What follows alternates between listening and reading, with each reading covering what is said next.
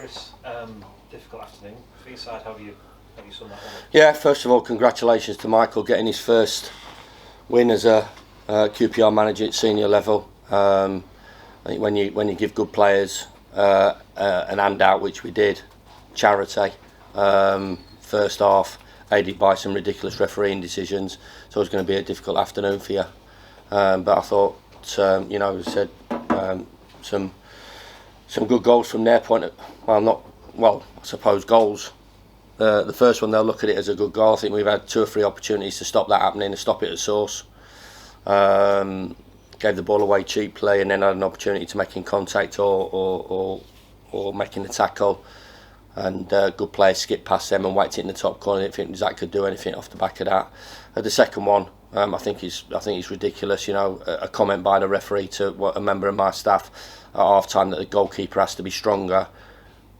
The referee doesn't have an opinion in terms of coaching or what the goalkeeper needs to do, especially when the goalkeeper's facing towards the corner and somebody behind him puts an hand in his back and pushes him. I don't see how that can be what the goalkeeper needs to do on that, because he's not seen somebody from behind push him. So there, it's obviously a disappointing goal from our point of view there.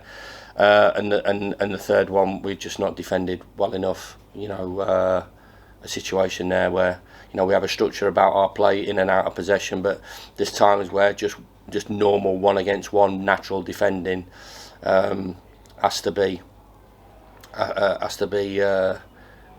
present, and it wasn't. It was far too easy. And then you give the likes of Willock, Chair, you know, Dykes, Amos, you know, Johansson, some good players, 3-0 up, first home game of the season, sun shining in West London, punters are buzzing, had a few pints. It's a difficult afternoon. We got ourselves back in just before half time, and I think we totally dominated the second half for 20-25, half an hour really, and really should have got ourselves back in and should have definitely got ourselves back on level terms. But I've got to say that I thought QPR managed the game very well, despite an incredible penalty situation that I've been told that is not a penalty now, when the kid comes in and basically sticks both hands up and saves it. 3,000 Boro fans behind put their hands up. We do the same, but I think the rules have changed yet again, and a game management from QPR, which I've got to say was excellent. But we've been told through a memo that referees and officials are going to clamp down on that and not add it on at the end, and brandish a yellow card to speed everybody up. I don't want to sound, you know, I'm just saying, as I've always said it, from an honest point of view, and Michael will be delighted with his team and them getting their first 3 points of the season. But I can't come in here and not tell you what my thought process is on that. I thought they managed the game very well late on, and then obviously systematic booting of Izzy Jones that never got dealt with by the referee. I think some of the things that he's come out with, the guys in there, when I've gone to see him and waited half an hour to see him, some of the guys, like the ball's passed, the ball wasn't in control and it was passed, and I said the ball might as well have been in effing Mayfair. It's still a yellow card. But I don't think he maybe got my humour. Well, it weren't really humour, it was just maybe my sarcasm regarding the situation. But take nothing away from Michael and his players. They've got some excellent players. They've got some good players at the top of the pitch, and when you give good players and an excellent manager 3-0 head start, it's always going to be a difficult afternoon. So with the first half performance in mind, you've obviously come back in the second half, but how do you pick the bones out with that performance as a whole? Pretty simple. We weren't aggressive enough, we weren't competitive enough, we didn't get out the blocks like they did. And then when you go 1-0 down, you go 2-0 down, you go 3-0 down, and I didn't think there was a lot in the game. You would expect QPR to play in the way they play, which they did with the technical players they've got. You'd expect us to play in the way we played. I didn't think there was anything a lot in the first half, but the feel of it was obviously all going in QPR's way, which rightly so, because the ridiculous goals that we've conceded, and allowing good players to to grow and feel their way into a first home game of the season, and confidence went through the roof all of a sudden. And there's punters are buzzing, and it's we give ourselves a lifeline. And I thought second half we just pinned them in for half an hour, and just didn't find that last little bit. I think if it had, it could have been anybody's game if it had got back to 3-3, but as I said, they managed the game really well. Second half, I thought they were sort of. I thought we had them where we wanted them, but just didn't do the clinical bit to. But listen, you're 3-0 down away from home. It's quite difficult to get something from a game. How are the players feeling? Not that bothered. I think you've asked that question again before to me about the feelings of the players. Why should I be bothered? Why should anybody be bothered about the feelings of the players? Just why? Wanted to see if they were disappointed, or. Well, you're kidding me, aren't you? Do you not think they're going to be? Do you not think they should be disappointed? Of course, absolutely. There's about 1,000 Middlesbrough fans that walked out at half time. They'll be disappointed, and rightly so. Got manager who's disappointed because first half was nowhere near what it needed to be. Players passing it out of play, players playing at their own pace and own tempo, and maybe thinking that it's a nice sunny afternoon in August in West London, and we'll come into QPR's backyard and just stroll about and play some pretty football and get results. There's a lot more to the game than that. I've got to say, I don't give a flying about players and about their attitudes or their feelings. We've just got beat away from home. 1,000 of our supporters walked out. I don't blame them. The others saw a committed, better second half, full of intensity, full of good play, good movement, drive, desire. We had a centre forward on the pitch who held it up for us and gave us a focal point to go into.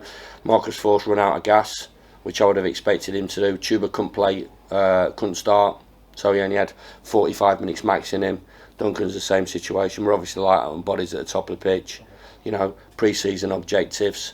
We've ticked a lot of the boxes in terms of the objectives, what we're there, but we're still miles off. I think that you guys or people that commentate on the Championship are putting us up there, maybe because of historical things which I've just said, maybe because of the size of the club, maybe because of what we've done in the past or the big crowds, maybe what the manager's done in the past. But where we are as a group, I think we all understand that inside and out, that there's still an awful amount of work that needs to be done for us to even be talked in the same breath of a Sheffield United or a West Brom or a Norwich, or any of them teams that a Watford, a Burnley, that obviously are getting tipped to have a successful season.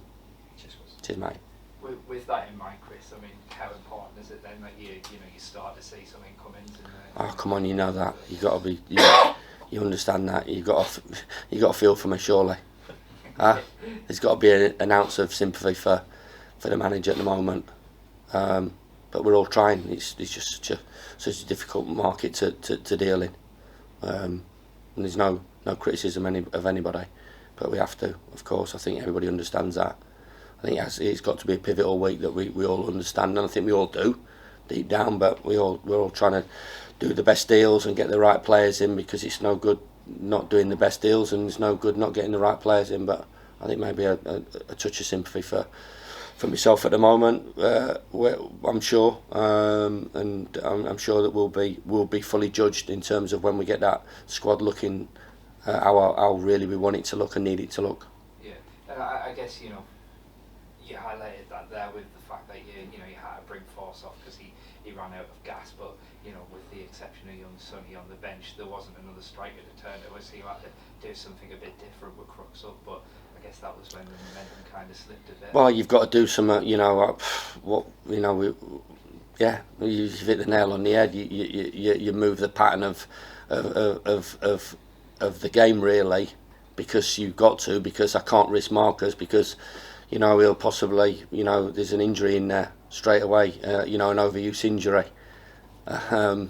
So we knew that was a situation. It might be an overuse injury, so it's no good me going, just keep yourself out there, boys. But oh dear me, he's done his hamstring, he's done his calf, he's pulled his thigh. is cramped up. You know, we're making decisions, medical decisions, as well as trying to make footballing decisions. Yeah, with that in mind and kind of looking ahead to the next one, it's obviously a cup game. We saw last season, you know, how positive a cup run, you know, built momentum for the club.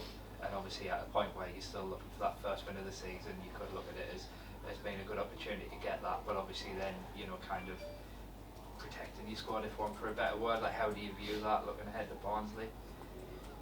I think you've said everything in there. Love to get a first win of the season. I don't think we're a million miles off of it. I didn't think we were last week. I didn't think second half we're in, but we've got to say that we've got 1 point out of 6, so you can't hide away from the fact there. But I think we all understand that the league is where we're going to get judged. So I should imagine that it will give us an opportunity to put some minutes into players. And it would give us an opportunity to protect something, because I think you understand and recognise the next game is quite a big one as well. Yeah, just back to the transfer front, it seems that there has been a breakthrough with the striker from Mallorca, Matthew Hoppe. He's agreed. Yeah, good. If there is, brilliant, because we need help. The players need help. I need help, and we understand that. So if it is as I talked about on Friday, you know, I had to give my it's been quite difficult, because you know, sort of the biggest event is the game. Not it all gets talked about. Every press conference gets talked about players.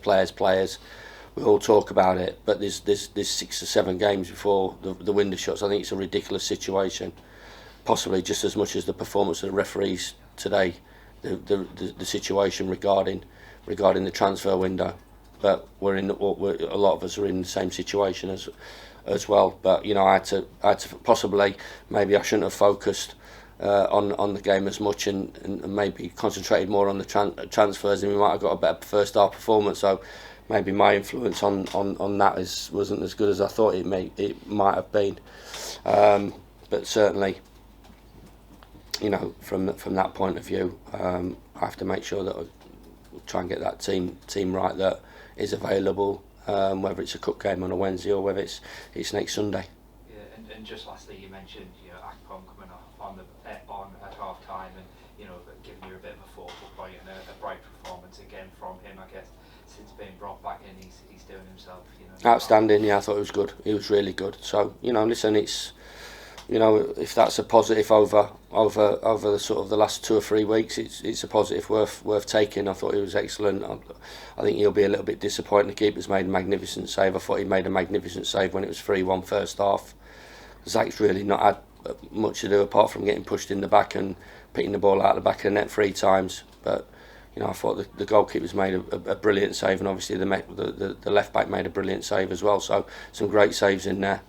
I'm being really sarcastic tonight, aren't I? But Zach's. But I thought Chuba. Yeah, I think Johnny should score as well. I've got to say.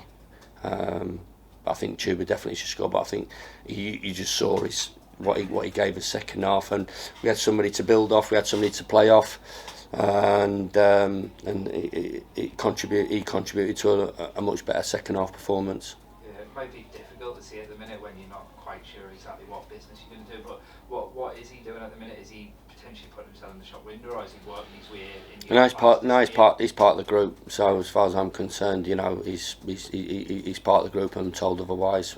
You've got to ask the boy if he's enjoying it. I think you see him through his performances last week when he came on for half an hour against Marseille, and when he's played second half today. That I think he enjoys the way we play, and we're enjoying working with him. So you know, fingers crossed, it's one less that we need to do.